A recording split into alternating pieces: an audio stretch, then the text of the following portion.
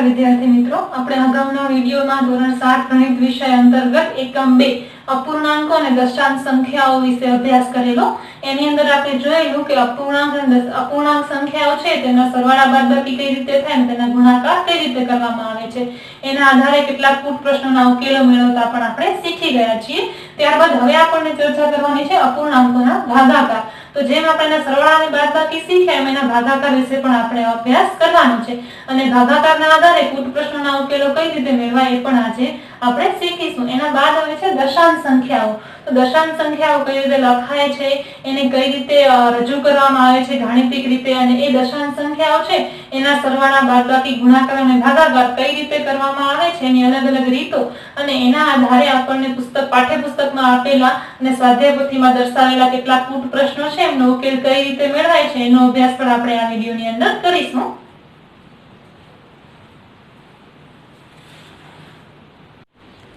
અપૂર્ણાંકોના ભાગાકાર। તો અપૂર્ણાંકોના સરવાળા અને બાદબાકી ગુણાકાર આપણે શીખી ગયા છીએ। હવે આપણે જોવાનું છે અપૂર્ણાંકોના ભાગાકાર। તો સૌથી પહેલા આપણે વાત કરીશું અપૂર્ણાંક દ્વારા પૂર્ણ સંખ્યાનો ભાગાકાર। એનું આપણે ઉદાહરણ જોઈએ તો 1/1/2।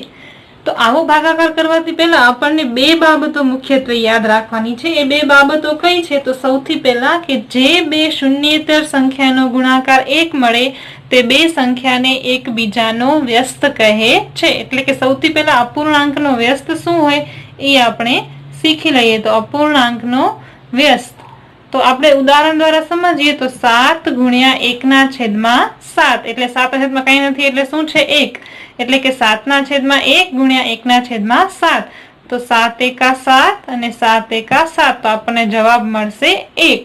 तो जे बे शून्येतर संख्याओ शून्य सिवायनी कोई पण बे संख्यानो गुणाकारनो जवाब आपणे 1 मळे तो ते बंने संख्याओने एकबीजानी व्यस्त संख्या कहे छे। એટલે 7/1 ગુણ્યા 1/7 એ એકબીજાની વ્યસ્ત સંખ્યા છે। એના સિવાય બીજી બાબત જો આપણે જોઈએ तो एमां एम छे के कोई पण अपूर्णांक द्वारा पूर्ण संख्याने भागवा माटे ते अपूर्णांकना व्यस्त द्वारा गुणाकार करवामां आवे छे। सौथी पहेला आपणे कोई पण अपूर्णांकने लईए तेने पूर्ण संख्या वडे भागवू होय तो ए माटे जे आपेल अपूर्णांक छे एनो व्यस्त छे एना द्वारा एनो गुणाकार करवामां आवे छे। एटले आपणे अहींया जे उदाहरण छे के 1/1/2 तो अहींया आपणने एक साथे ज्यारे 1/2 नो भागाकार करवो छे त्यारे आ 1 नो गुणाकार आपणे आ आपेल संख्याना व्यस्त एटले के 2/1 वडे करीशुं। आम आपणे गुणाकार करीशुं तो 1 અને 1 उडी जशे तो जवाबमां मळशे 2। तो ज्यारे आपणने कोई बे संख्याओनो भागाकार करवो छे त्यारे जे बीजी संख्या छे एनो आपणे व्यस्त साथे पहेली संख्यानो गुणाकार करवामां आवे छे। आपणे एक एक उदाहरण द्वारा समजीए तो हजी एक उदाहरण लईए। 7/2/5 तो अहींया 7 नो गुणाकार थशे आपेल संख्याना व्यस्त एटले के 5/2 वडे। व्यस्त संख्या एटले शुं समजવું બહુ સરળ છે। આપેલ જે અપૂર્ણાંક છે એને ઉલટાવી નાખવાનો, જે અંશમાં છે એને છેદમાં લખવાનું ને જે સંખ્યા છેદમાં છે એને અંશમાં લખવાની। હવે આનો આપણે ગુણાકાર કરીએ તો 7×5=35/2 આવી રીતે આપણે ગણતરી કરી શકીએ છીએ। એના સિવાય હજી એક આપણે ઉદાહરણ જોઈ લઈએ। તો હવે આપણે જોઈશું પૂર્ણ સંખ્યા દ્વારા अपूर्णांकनो भागाकार। तो पूर्ण संख्या द्वारा अपूर्णांकनो भागाकार एटले तमने अहींया आपेलुं होय 3/7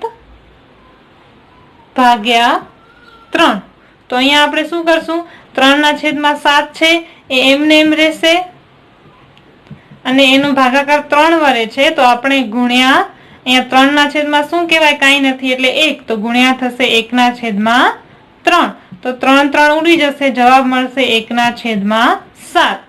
એટલે જે સંખ્યા વડે આપણને ભાગાકાર કરવાનું છે એ સંખ્યાના વ્યસ્ત વડે આપેલ સંખ્યાનો ગુણાકાર કરીએ તો આપણને ભાગાકારનો જવાબ મળી શકે છે। હવે છે અપૂર્ણાંક દ્વારા અન્ય અપૂર્ણાંકનો ભાગાકાર। તો એના આપણે બે દાખલા જોઈ લઈએ। તો આપણે લઈએ પહેલા 2.1/2 ભાગ્યા 3/5। तो આપણે જાણીએ છીએ કે આપેલ કોઈ પણ મિશ્ર પૂર્ણાંક છે એને કઈ રીતે આપણે અપૂર્ણાંક સંખ્યામાં ફેરવી શકીએ છીએ। તો 2 દુ 4, 4 ને 1 5 તો 5/2 ભાગ્યા 3/5. હવે આપણે જાણીએ છીએ કે ભાગાકારને આપણે ગુણાકારમાં ફેરવવા માટે આપેલ સંખ્યા છે એનો વ્યસ્ત લેવો પડશે. એટલે 5/2 ગુણ્યા 5 અંશમાં જશે અને 3 છેદમાં લખાશે. તો 5 ગુણ્યા 5 25 અને 3 દુ 6. હવે આપણને અહીંયા 25/6 જવાબ મળે છે. આનો જવાબ આપણને મિશ્ર પૂર્ણાંકમાં લઈ આવવો હોય તો 25/6.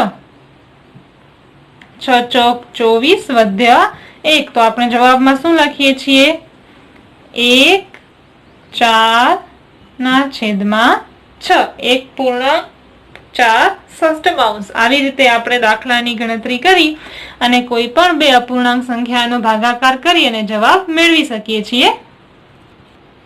હવે આપણે સ્વાધ્યાય 2.4 માં આપેલ બીજા દાખલાના બે દાખલાની ગણતરી કરીએ. એમાં આપણને છે કે આપેલ અપૂર્ણાંક છે એનો વ્યસ્ત લખવાનો છે. તો તમને એમ કહ્યું છે કે 9/7 નો વ્યસ્ત લખો. તો 9/7 નો વ્યસ્ત થશે 7/9.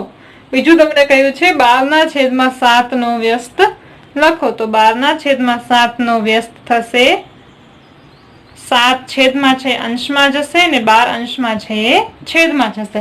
તો આવી રીતે તમે કોઈ પણ માંગેલ સંખ્યાનો વ્યસ્ત હોય તો એ તમે લખી શકો છો. ત્યારબાદ તમારે ભાગાકાર કરી અને જવાબ શોધવાના છે. તો એના આપણે એક બે ઉદાહરણ જોઈ લઈએ. તો 4/8/3. આપણે જાણીએ છીએ તેમ કે 4/છેદમાં કાંઈ નથી એટલે 4/1 છે.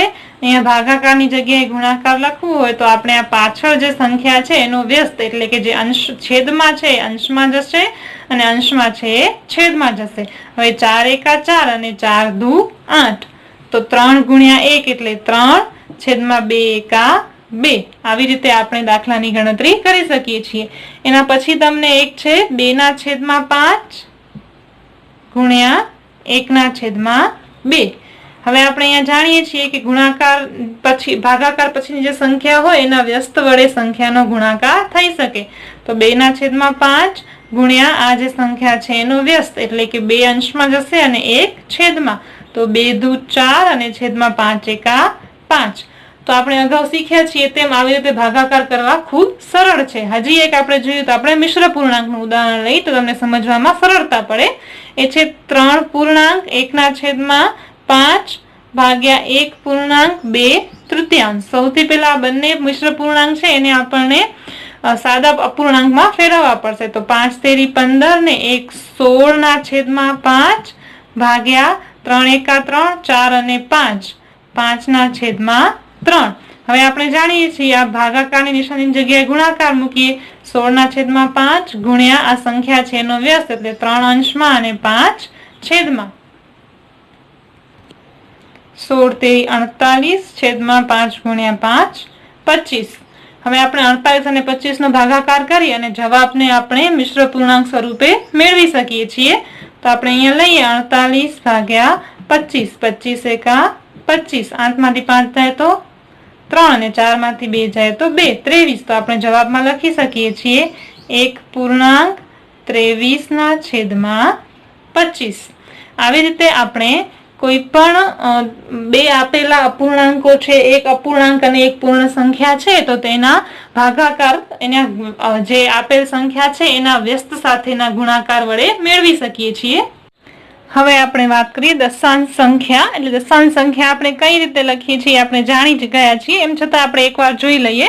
તો આપણને કોઈ દશાંશ સંખ્યા આપેલી છે, દાખલા તરીકે 253.147. તો અહીંયા 7 છે એને આપણે સહસ્ત્રાંશ કહીએ છીએ, 4 ને શતાંશ, 1 ને દશાંશ, 3 ને એકમ, 5 ને દશક અને 2 ને 100. આપણે આ જાણીએ છીએ કે આપણે જ્યારે 3 અંકની સંખ્યા આપી હોય તો એકમ, દશક અને 100 તરીકે ઓળખીએ છીએ. અને પોઈન્ટ પછીની સંખ્યા હોય તો પોઈન્ટ પછીની પહેલી સંખ્યા દશાંશ, પછી શતાંશ અને સહસ્ત્રાંશ. તો એને આપણે કઈ રીતે લખીએ છીએ? આપણે અહીંયા જોઈ લઈએ કે દશાંશ એટલે 1/10, શતાંશ એટલે 1/100 અને સહસ્ત્રાંશ એટલે 1/1000. હવે તમને અહીંયા સંખ્યાઓ આપેલી છે કે 100 ના સ્થાને 6 છે, દશકના સ્થાને 2 છે, એકમના સ્થાને 9 છે. તો આપણે શું કહી શકીએ કે આ સંખ્યા છે 629 પોઈન્ટ, પછી શું છે દશાંશની જગ્યાએ 3, શતાંશની જગ્યાએ 2 અને સહસ્ત્રાંશની જગ્યાએ 1 એટલે 321. તો આવી રીતે આપણને પોઈન્ટ વાળી કે દશાંશ ચિહ્ન વાળી કોઈ સંખ્યા આપેલી હોય તો એમાં 100 નું સ્થાન, દશક, એકમ, દશાંશ, શતાંશ અને સહસ્ત્રાંશનું સ્થાન શું છે એ આપણે સરળતાથી જાણી શકીએ છીએ અને સમજી શકીએ છીએ. હવે દશાંશ સ્વરૂપે આપેલ કોઈ સંખ્યાને આપણને વિસ્તૃત સ્વરૂપમાં લખવાનું કહેવામાં આવે તો આપણે કઈ રીતે લખી શકીએ છીએ? તો આપણે એક ઉદાહરણ દ્વારા સમજીએ. આપણે પેલું ઉદાહરણ જોયું એમ 253.417 આવી સંખ્યા તમને આપેલી છે. હવે આપેલ સંખ્યાને તમારે વિસ્તૃત સ્વરૂપમાં લખવી હોય તો સૌથી પહેલા 2 છે એ 100 ના સ્થાને છે એટલે 2 ગુણ્યા 100 વત્તા 5 છે એ દશકના સ્થાને છે એટલે 5 ગુણ્યા 10 વત્તા 3 છે એકમના સ્થાને છે એટલે 3 ગુણ્યા 1 વત્તા 4 છે એ દશાંશના સ્થાને છે એટલે 4 ગુણ્યા 1/10 વત્તા 1 છે શતાંશના સ્થાને છે એટલે 1 ગુણ્યા 1/100 વત્તા 7 છે એ સહસ્ત્રાંશની જગ્યાએ છે એટલે 7 ગુણ્યા 1/1000. આ રીતે આપણે આપેલ કોઈ પણ સંખ્યા હોય એને વિસ્તૃત સ્વરૂપમાં લખી શકીએ છીએ. અને આનું ઉલટું, તમને કોઈ વિસ્તૃત સ્વરૂપમાં સંખ્યા આપેલી હોય તો એના ઉપરથી તમે તેની જે મૂળ સંખ્યા છે તે પણ બનાવી શકો છો. હવે આપણે જાણીએ છીએ તેમ કે 1 રૂપિયો બરાબર 100 પૈસા થાય. તો તમને ક્યાંય એવું આપેલું હોય કે 3 પૈસાને રૂપિયામાં ફેરવો તો 3 પૈસાને રૂપિયામાં ફેરવવા માટે આપણે શું કરવું પડશે? 3 નો ભાગાકાર 100 વડે કરવો પડશે. તો 3 પૈસા બરાબર 3/100 રૂપિયા. એટલે કે આપણે જાણીએ છીએ તેમ 2 શૂન્ય છે એટલે પોઈન્ટ લાગશે એટલે 0.03 રૂપિયા. હવે આ કઈ રીતે થયું? તો આપણે સૌથી પહેલા શું યાદ રાખવાનું છે કે જ્યારે કોઈ પણ સંખ્યાનો ભાગાકાર 1 ના પાછળ શૂન્ય આપેલા હોય એવી સંખ્યા એટલે કે 10, 100, 1000, 10,000 સાથે કરવામાં આવે તો જે દશાંશ ચિહ્ન છે, જે પોઈન્ટ છે એ એટલા જેટલા શૂન્ય છે એટલા ડગલા, એટલા સ્ટેપ ડાબી બાજુ ખસશે. એટલે અહીંયા 2 શૂન્ય છે એટલે અહીંયા પોઈન્ટ લગાવેલું છે જે આપણે દેખાતું નથી તો 1 અને 2 સ્ટેપ આગળ ખસશે એટલે 0.03 તમારો જવાબ આવશે. અને જ્યારે કોઈ પણ આપેલ સંખ્યા છે, દાખલા તરીકે 3.120 છે એને આપણે 100 વડે ગુણાકાર કરીએ તો જ્યારે ગુણાકાર છે એ 10, 100, 1000 જેવી કોઈ સંખ્યા સાથે કરવામાં આવે તો એ સંખ્યા પાસે જેટલા શૂન્ય છે એટલા સ્ટેપ છે દશાંશ ચિહ્ન જમણી બાજુ ખસશે એટલે જવાબ થશે 312.0. ગુણાકારમાં જે દશાંશ ચિહ્ન છે એ શૂન્યની સંખ્યા જેટલું જમણી બાજુ ખસશે અને ભાગાકારમાં જ્યારે દશાંશ ચિહ્ન છે એ શૂન્યની સંખ્યા જેટલું ડાબી બાજુ ખસશે.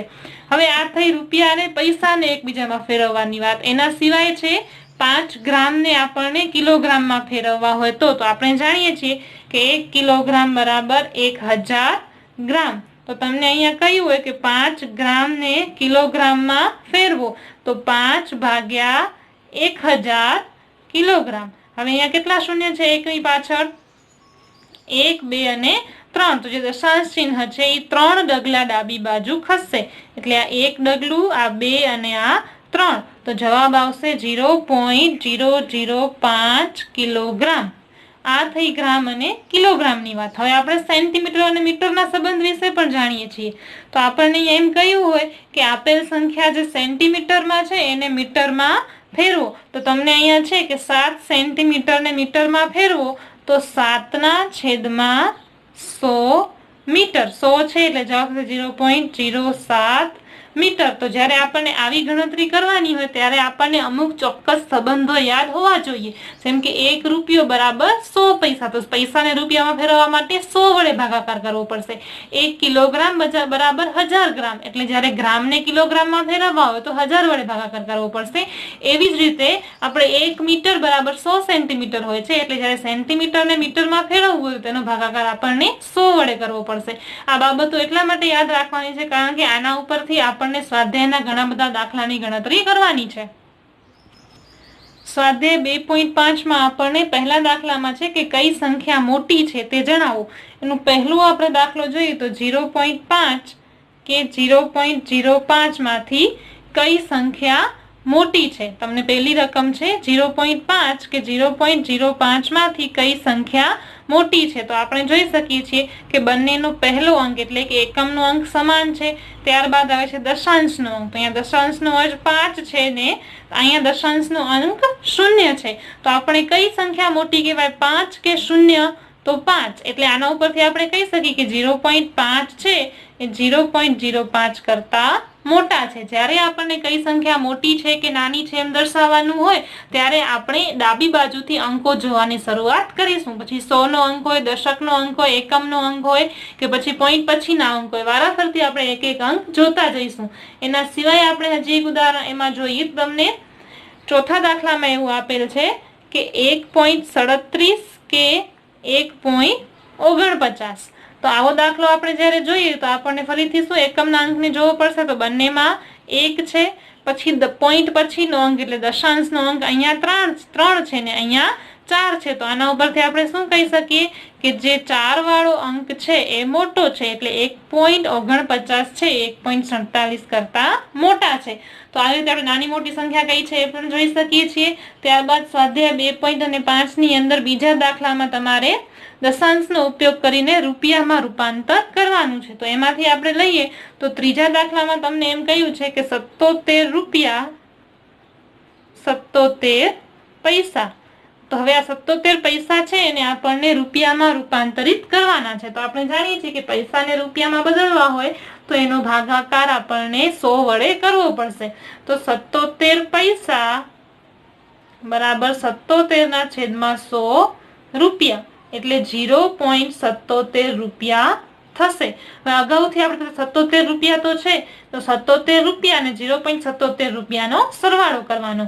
તો 77 રૂપિયા વત્તા 0.77 રૂપિયા. આવી રીતે શું કામ થશે? કારણ કે દશાંશ એકમની નીચે એકમનો અંક, દશકની નીચે દશકનો અંક, દશાંશ નીચે દશાંશનો અંક અને શતાંશ નીચે શતાંશનો અંક જ લખાશે. તો આ બંને આપણે જોઈ શકીએ છીએ કે પોઈન્ટ પછીની સંખ્યા છે, આ દશાંશ છે અને આ શતાંશ છે, જ્યારે આ એકમનો અંક છે અને આ દશકનો અંક છે.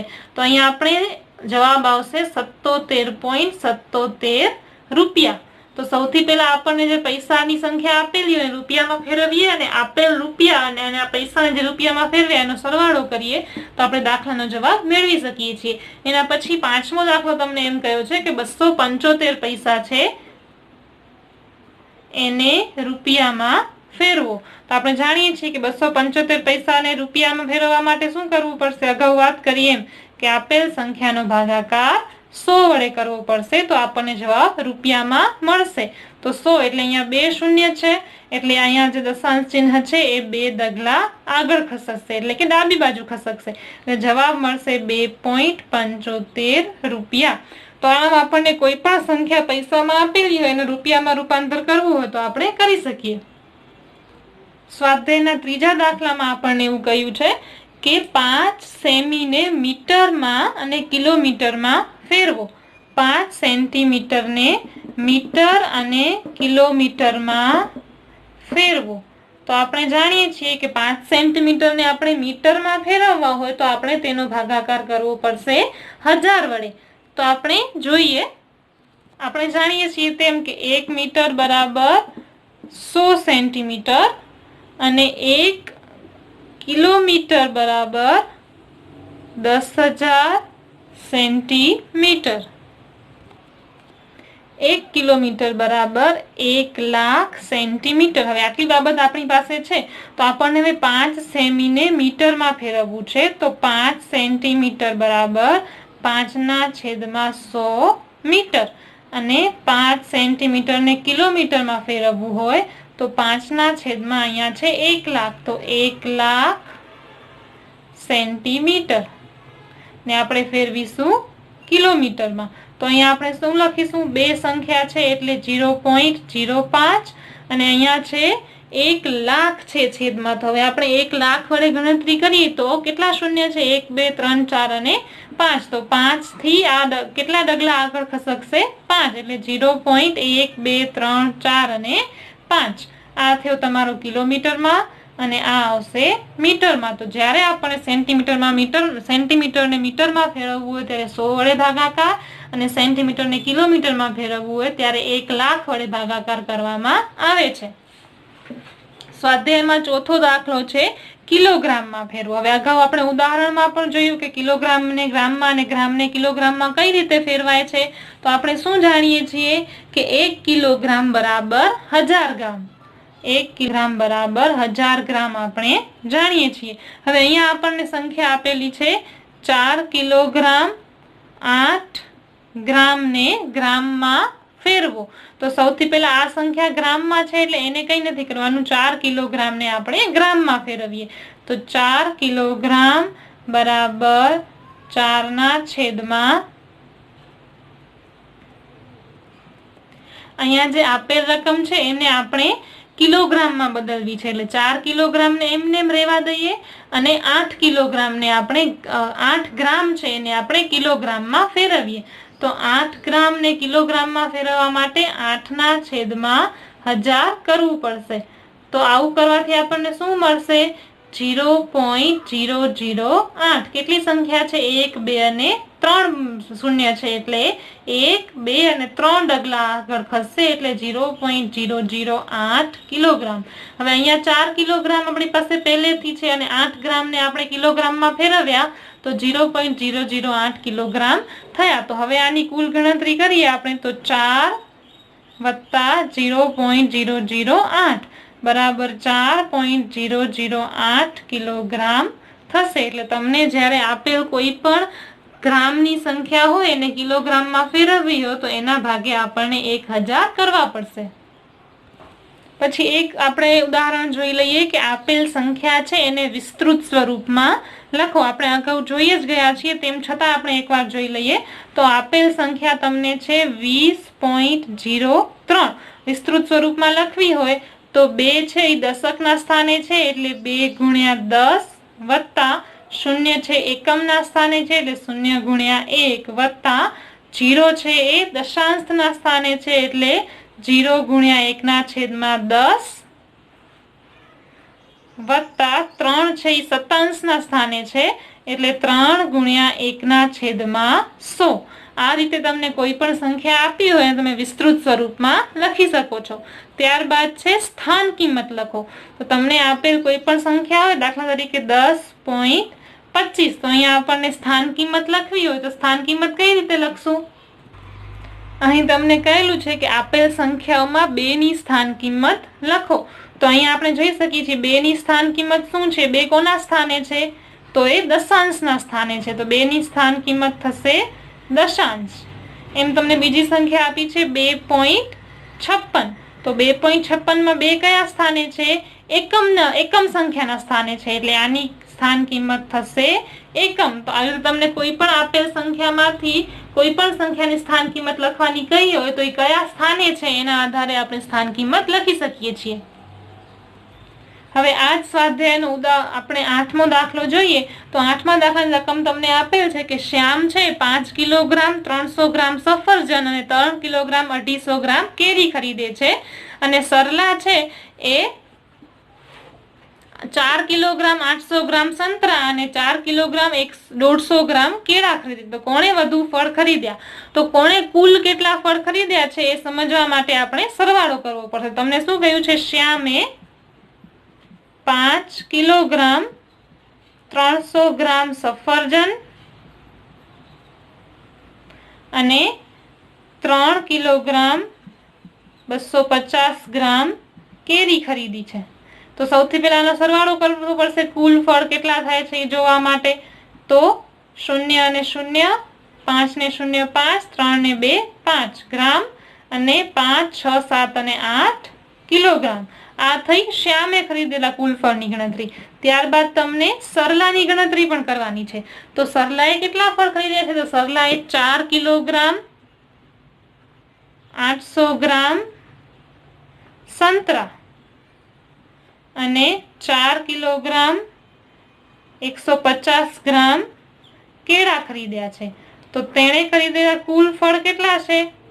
તો આનો સરવાળો કરીએ તો 0 અને 0, પછી 0 અને 5 5, 8 અને 1 9, 950 ગ્રામ, અને 4 અને 4 8 કિલોગ્રામ.